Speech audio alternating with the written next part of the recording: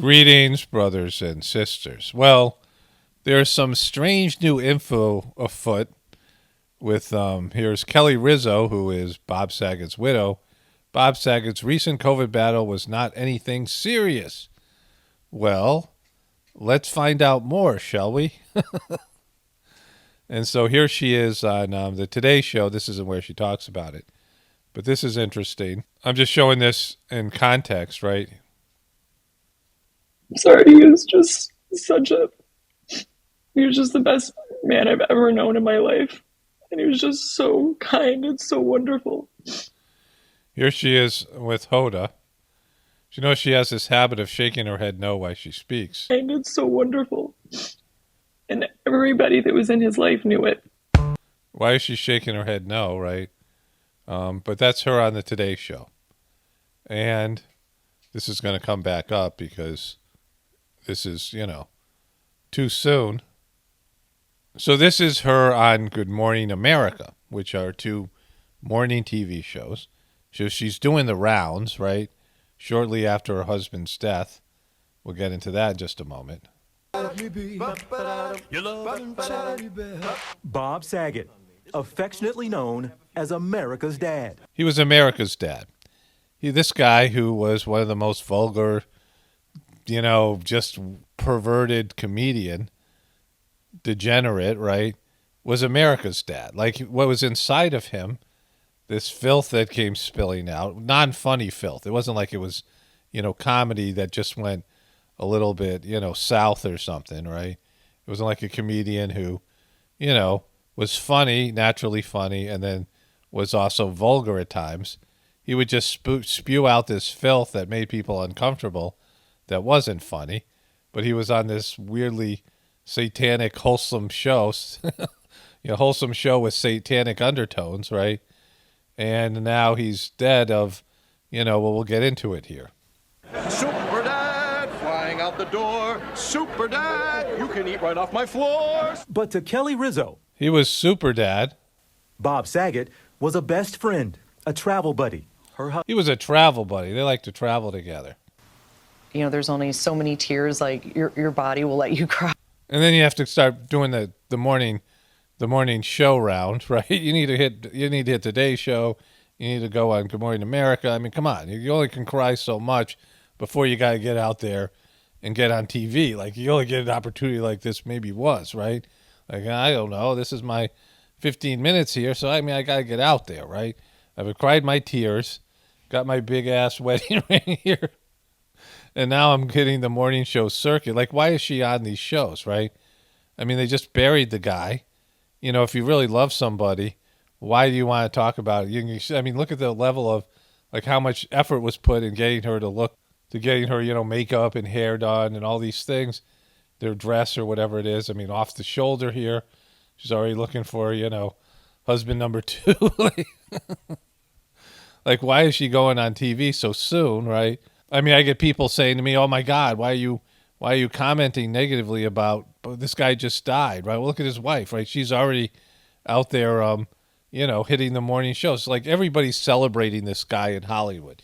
The media, they're calling him America's dad here, right? They're talking about how sweet he was. You don't have to go out there and tell everyone how great he is. All these other people are doing that. And you had she got up there and gave the eulogy and these things. She doesn't have to go on TV and talk about how great he is, right? That's not, isn't like she's honoring his legacy. This is her getting her on TV, right? Just as, the body isn't even cold yet. Right? We met near their L.A. home, just a week and a half removed from Saget's sudden passing at a hotel in Florida where he had just started his comedy tour. Rizzo. Just a week and a half after he died, she's already on these TV shows, right? Everyone's like, "Oh my God, why are you defiling the dead on your YouTube channel?" Well, look at her. Like, she knew the guy. They were together. He was supposedly the sweetest man she ever known and the best man. And she's already, putting on her hair and makeup and getting out there and taking her 15 minutes of fame and talking about him. And, it's only a week and a half after she died.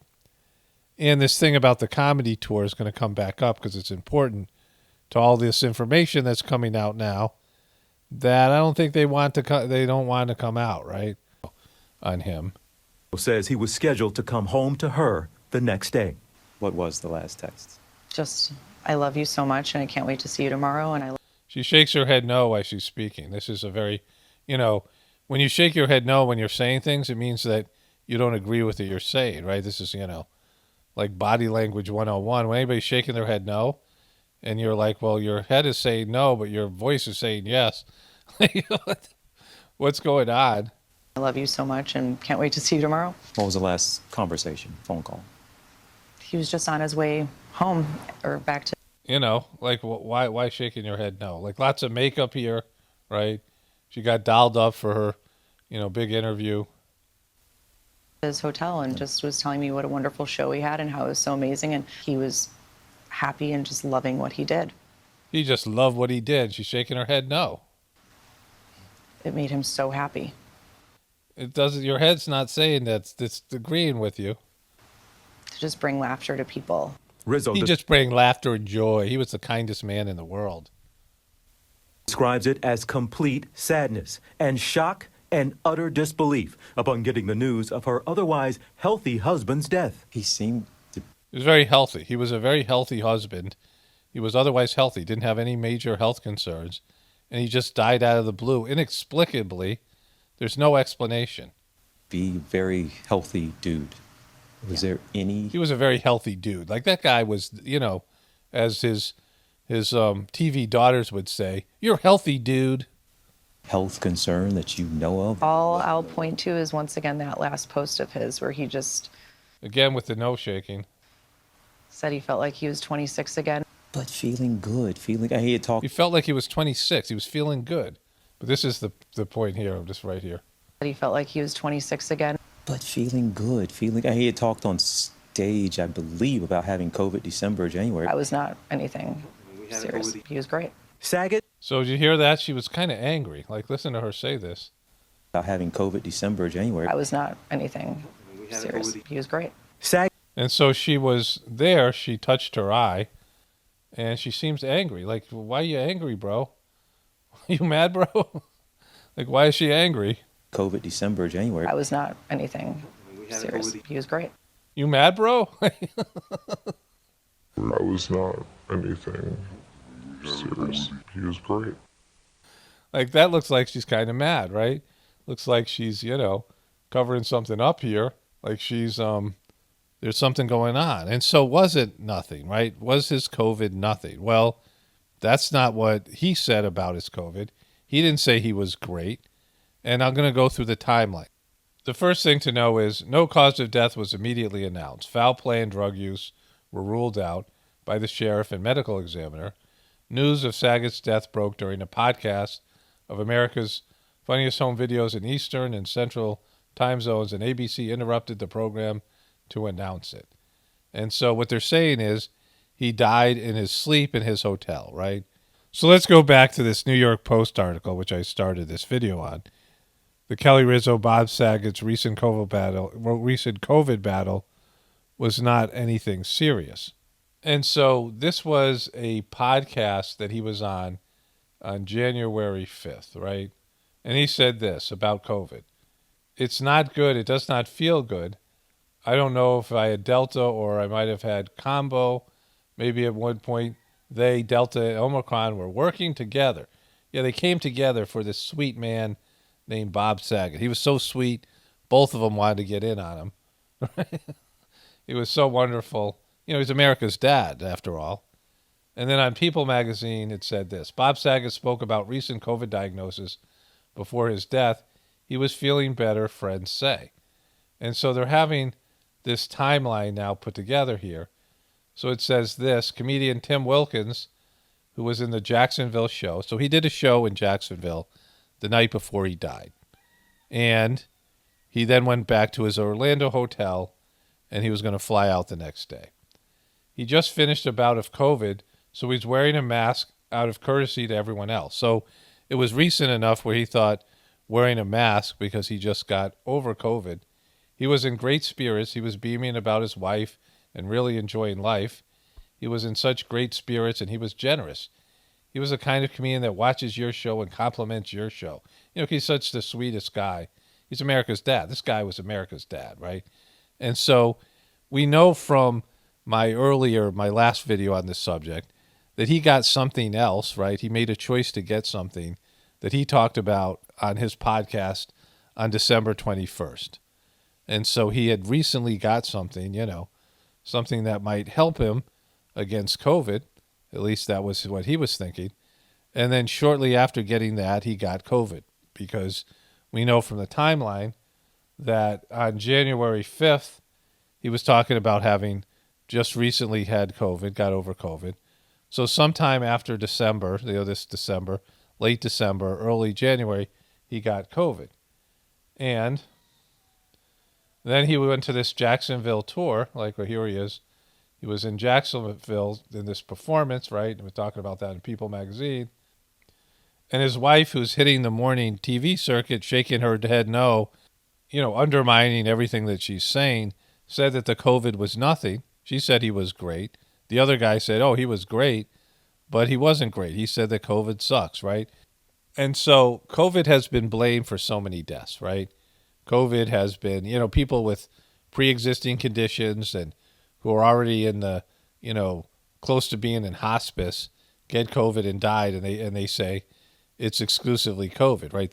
They put on the death certificate it's COVID, but they have comorbidities. We also know that COVID affects people's internal organs. There was a young woman who died. I talked about this all the way back in 2020 when COVID first came out. There was a high school girl, and she died.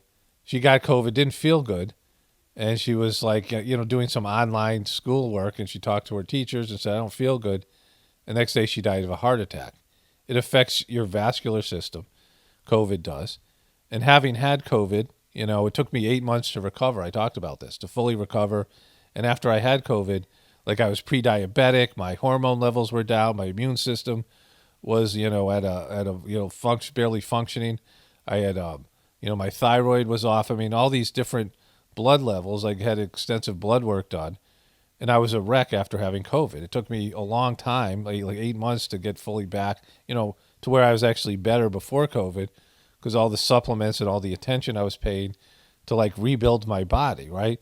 And then my wife and I just got Omicron in November, and that was, almost kind of worse for us. But, I was fully functioning a week after having Omicron, and now, a month and a half, I'm totally better. But our whole family had irregular heartbeats after COVID. Even my kids who had no symptoms, no other symptoms. But it affects your internal organs.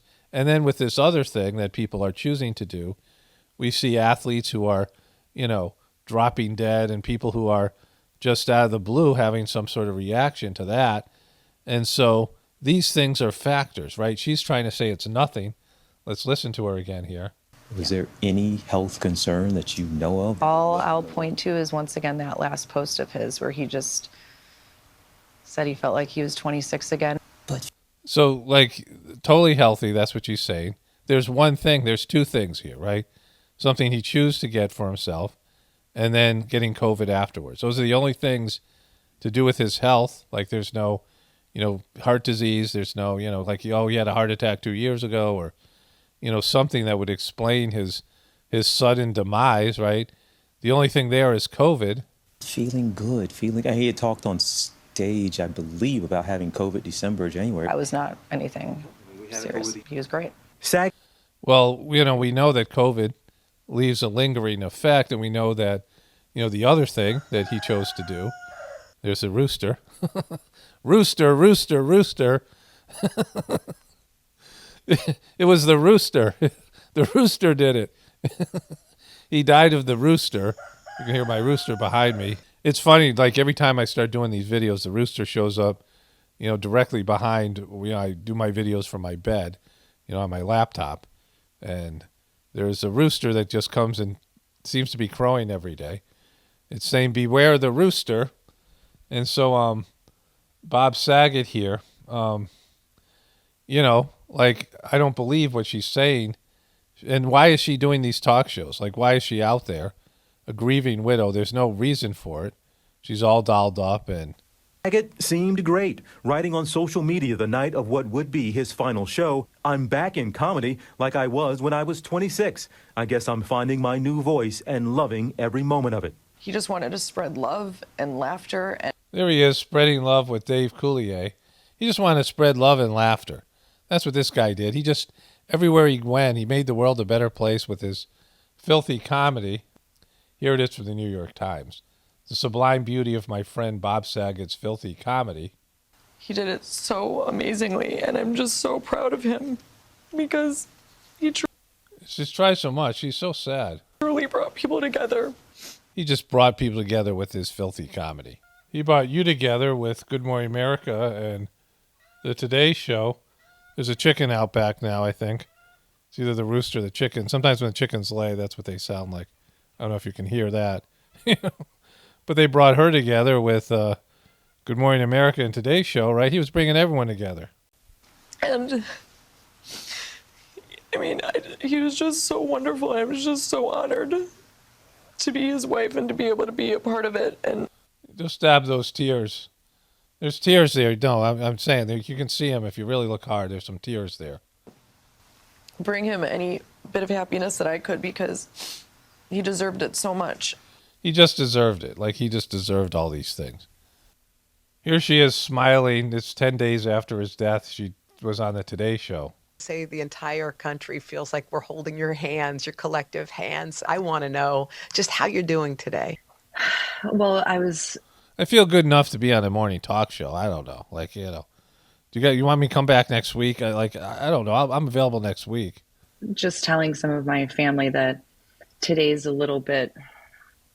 there's a little bit more of a sense of calm. I think you get to a point where your body will. Where you're ready to go on talk shows and hit the talk show circuit. It's, this is so heartbreaking, but at the same time, I get to be on TV.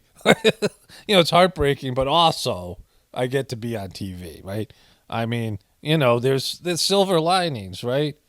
But anyways, COVID and, the other thing had to have something to do with this. And there's a reason why they're not talking about it, because there's a timeline here, right?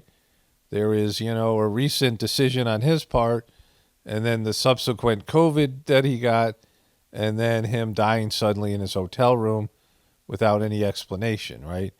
No pre-existing conditions. He was 65. They said he was in good health. He was happy, all these things.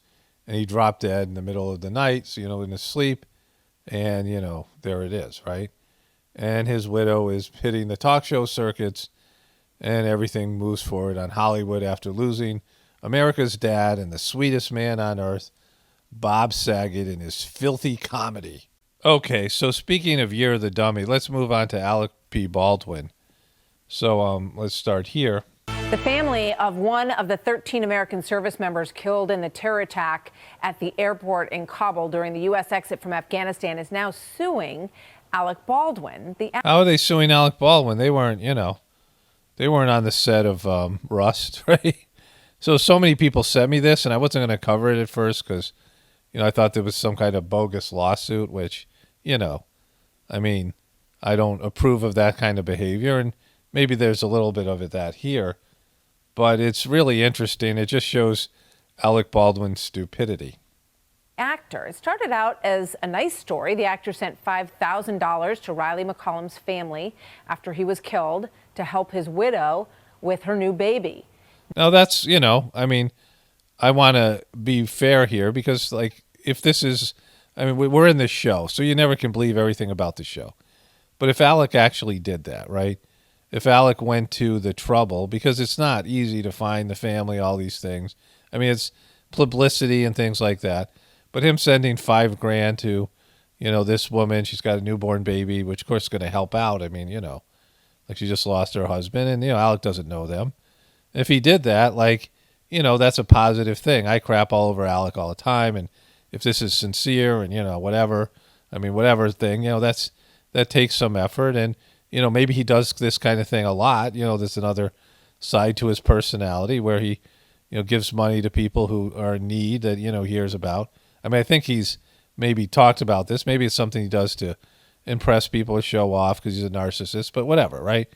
You know, it's a good thing. Like right now, up to this point, it's a good story for Alec because he needs it, right? He needs things like this. There was the rooster again. Rooster, rooster, rooster. Then this month, McCollum's sister Royce posted a photo from last year's January 6th protests in Washington. According to the family, Baldwin later posted a comment to Royce about, quote, the irony of sincerely wanting to honor your brother and the fact that you are an insurrectionist. He just can't help himself on social media. Like, what is he doing? What is he doing? Why would he say this, right? Like now they're suing him for $25 million, which is, you know, extravagant. I don't know how much they're going to get, but they'll get something, right? And he doesn't need this right now. Like you did something nice for them, and it wasn't even it was his sister, the guy's sister. It wasn't the woman you gave the money to. But, you know, they don't owe you a thing. Like you did this thing, right? You gave him $5,000 for whatever reason, you know, support the troops, whatever thing that you did. And then he takes this thing personally. And he can't help himself but to say something. I mean, again, maybe it's the show, maybe it's whatever, I don't know, right? But it's still funny as F, right? I mean, it's always the show. But, like, you know, Alec Baldwin, his character arc, I mean, he just is tanking. He can't do anything to help himself, right? You know? It's like he's, you know, he's always got to draw from the hip, right? You always got to shoot first and ask questions later. And then one of my viewers sent me this. Chris Cuomo testimony video that led to the CNN firing released by New York AG. Get the information from that the piece wasn't ready for. I called a fellow journalist who works with Ronan a lot. And I didn't want to contact Ronan directly. I know him. He's been good to me. He's been on my show. But he's not my brother, right? I think he's talking about Ronan Farrow, Mia Farrow's son. Doesn't matter. But so this is what they're saying he was fired from CNN about.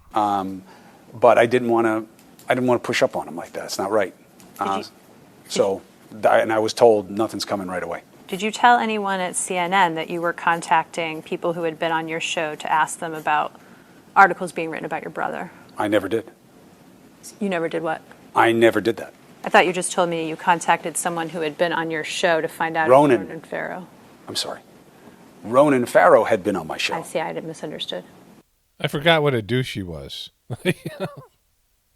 Like he's just so annoying. I mean, you know, I'm not happy he got fired because I don't know what they got over there now, but, you know, he was great. And I had some great moments on this YouTube channel that are, you know, privatized videos now between him and Don Lemons, right? And he's just so frickin' douchey.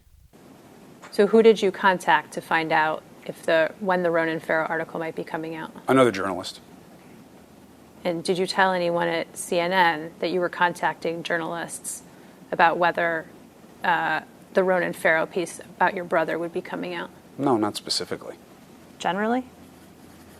No, that's not something that would be out of the ordinary. Did you tell it wouldn't be out of the ordinary? To call other reporters about when reporting is coming out? Right. For you to make calls on behalf of the executive chamber or behalf of your brother to learn information, is that out of the ordinary? Well, I didn't see it that way. How did you see it? I wanted to know.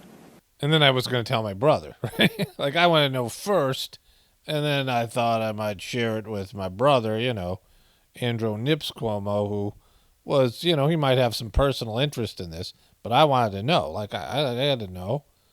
I had to know, and then, you know, then I'm going to tell my brother, right?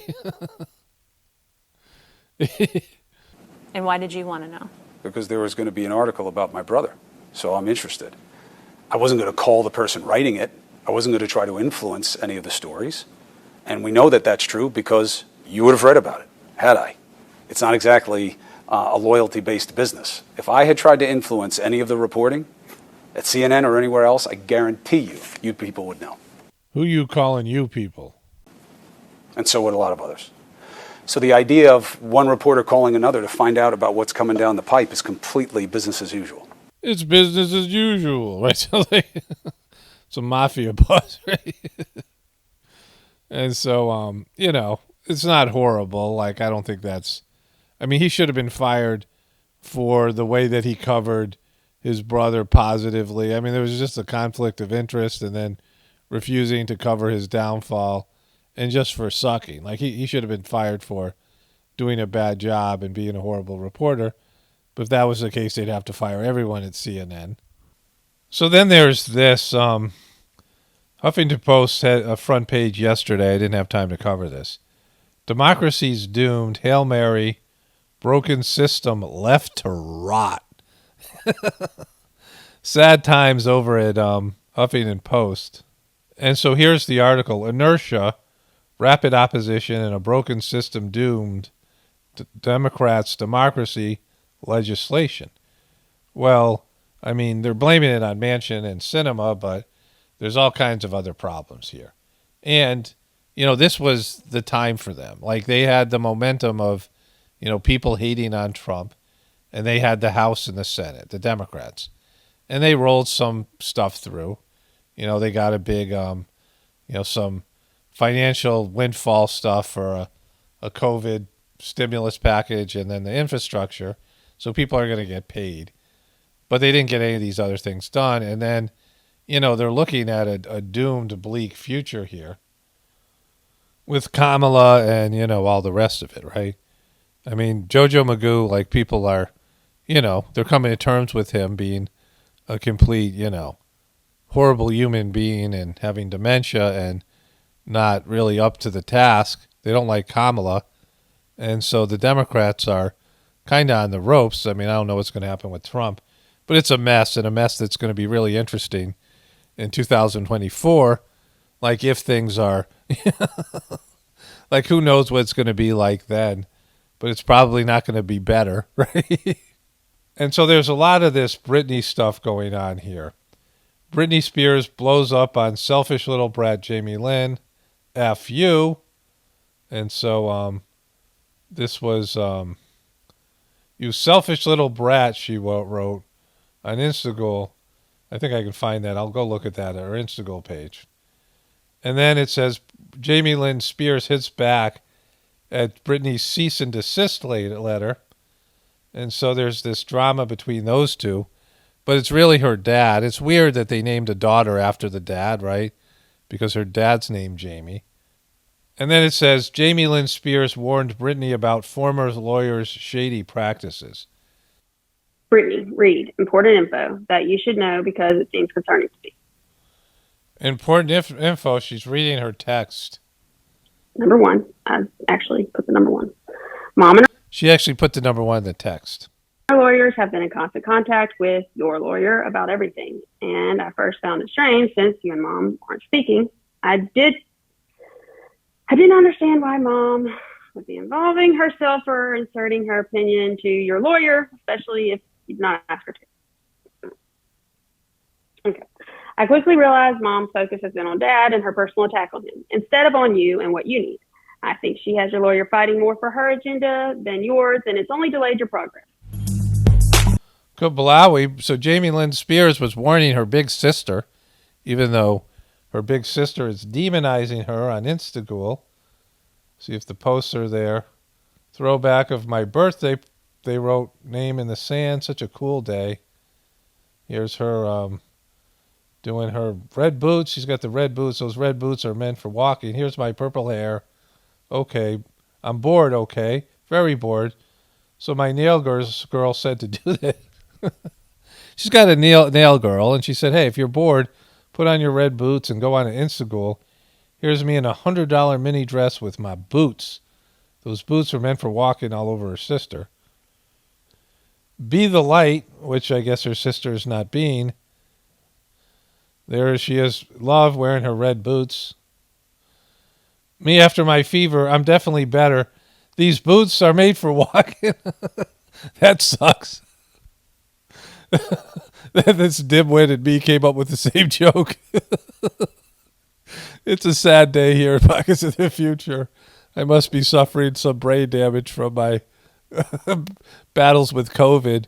Me and Britney are now coming up with the same stupid jokes. So I'm in the editing process. I just remember this. Britney Spears unleashes fury at her sister online. Remember this? There was this conflict between the Spears girl, I don't know when it was, and Jamie Lynn ended up wearing this red dress. She's got those red shoes.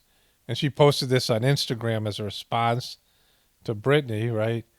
She posted this red dress, picture of this red dress.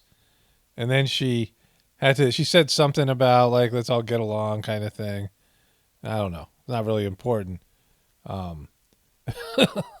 she posted the picture of this red dress, and she had to disable the comments because all the Free Britney people descended on her Instagram. And then she deleted the post altogether. You know, the color red being significant here. She's got red shoes here as well. And then now you see Britney wearing these red boots and saying these boots are made for walking, right? As she's going through another battle with her sister. You know. Britney's definitely the aggressive one in this conflict. That's just what they'll do. One of these days, these boots are going to walk all over you. She's saying that to her sister. You know, this other post where she whines about her sister getting her own Nickelodeon show. I covered this yesterday, and she has since deleted the post. But she's got these the cool coffee things. Oh, no, this was it. I flew home. Jamie Lynn was on the couch watching her TV show. Justin and I just broke up. And then it was, Jamie Lynn is 12. She indulges with a TV show for hours and goes to lay on her rafter in a pool. I'm shocked because that was never my life. And she says things were different now when Jamie Lynn had a new Nickelodeon show. And all that I remember was, damn, how the hell does a 12-year-old land a Nickelodeon show?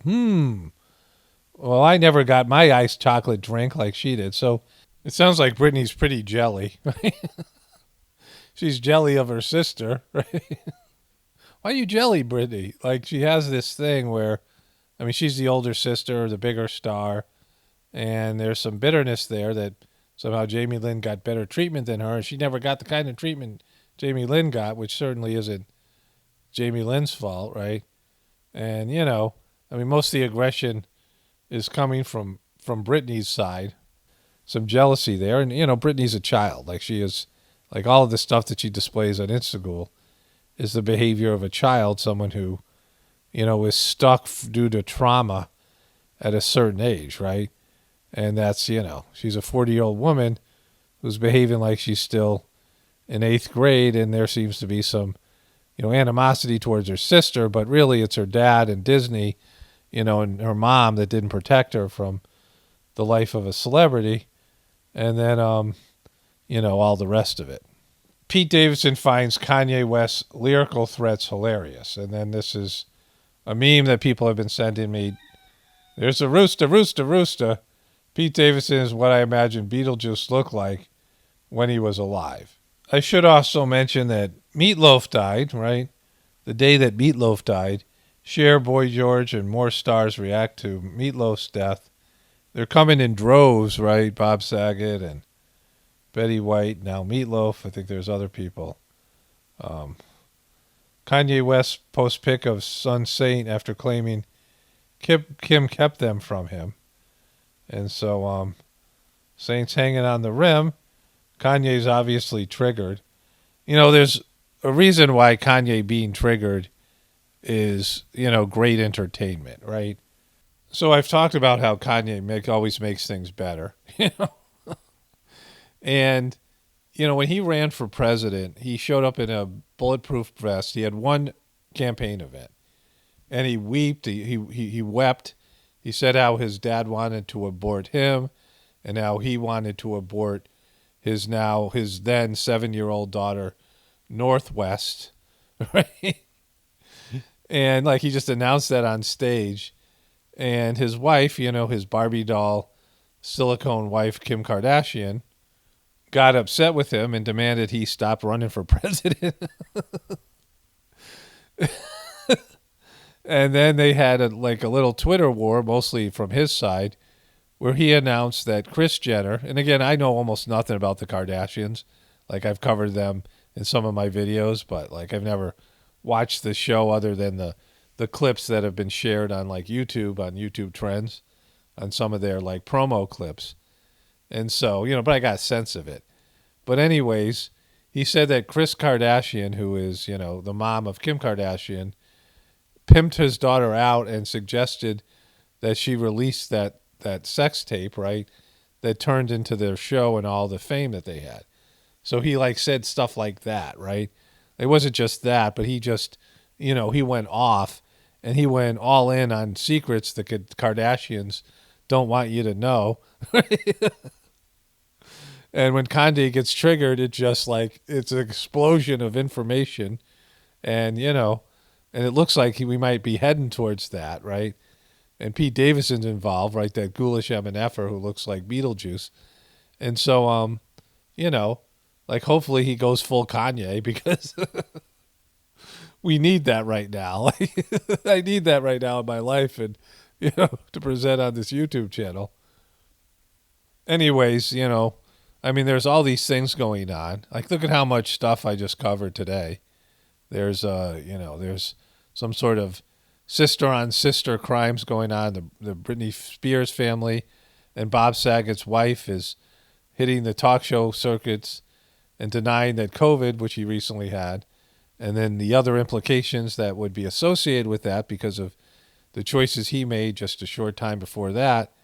And so there's a timeline here that doesn't favor the mainstream story, and it isn't going to help her out if she, if he really died of something like that, right? If that, if something like that caused his death, don't you think she'd be angry about that and would be, this just killed her husband. And she seems to be involved in some sort of media, cover-up of something that looks obviously connected based in the timeline, right? I'm not saying for sure, but because I don't know for sure, but I'm pretty sure, based in the timeline they're creating. This is always the show. So this thing I call the show, which is all a media, all entertainment. So, you have to take it all with a grain of salt. But based in, if you're looking at this as an episode of something, right, a show better than Full House, because it's definitely better than Full House. And this widow shows up crying and, milking her 15 minutes of fame.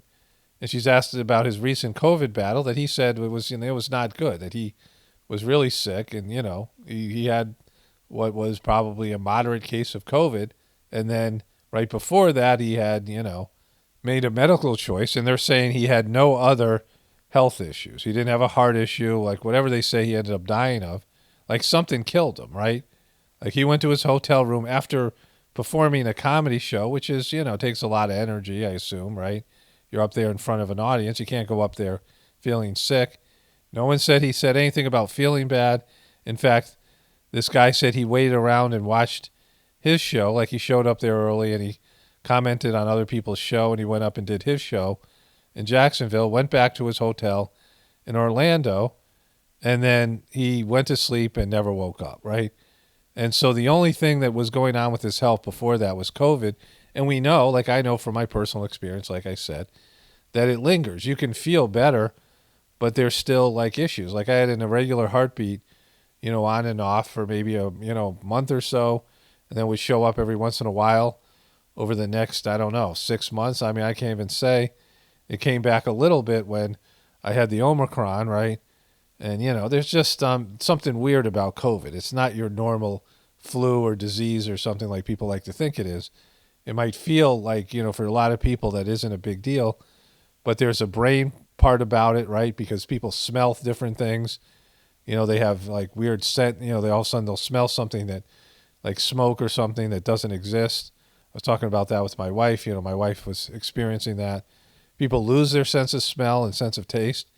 That has to do with the brain, right? There's a brain aspect. People are having heart attacks related to COVID.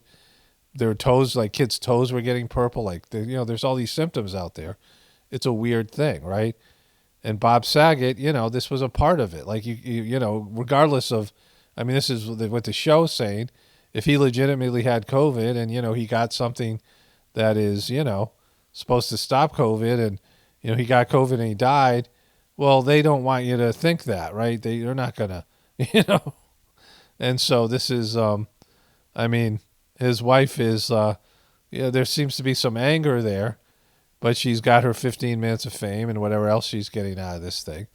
But if she was really, if your spouse died of something and that something was supposed to protect them or whatever, and they died of it, like, you would probably be pretty upset, and you might be saying stuff about that thing negatively, and she seems to be covering it up, right? I mean, that's what, it looks like. And this is what the apocalypse looks like, right? I mean, you have, and celebrity culture is definitely, they're very weak and, they're very narcissistic. And when truth starts coming out, because it always comes out like this, right? Before a spiritual awakening, there has to be a cleansing. I talk about a new spiritual era that happens when the Kali Yuga ends. And this is a specific huge leap, the possible huge leap for humanity, connecting to God internally. I've experienced this with doing the heartfulness system now for almost 30 years, right? And how it connects people, helps people connect to God within. And there's a spiritual movement going on that's going to, hopefully take off during the collapse. One thing's ending, the collapse of our old demonic, selfish, egotistical, debt-based economic system and our lifestyle and our orientation to life. And a new thing has to take its place, right? Something better, hopefully. Like, we can go up to a level where there'll be a society full of saints. But all this lies, all this, manipulation, all these bad decisions have to be pulled to the surface, and they're flying out right now, right? This is what you're seeing. Like, it's just, a volcano erupting of all this, Hollywood and political and, all this corporate and banking and, American and, worldwide filth that is just exploding out and is flying by us. And before you can even, get a hold of one story, there's another story that's taking its place, and it's just going to accelerate until the inevitable collapse. And that's why I say only spirituality will save this world. It's Paramano, definitely important for the apocalypse and the ascension. Everyone have a blessed day and be grateful.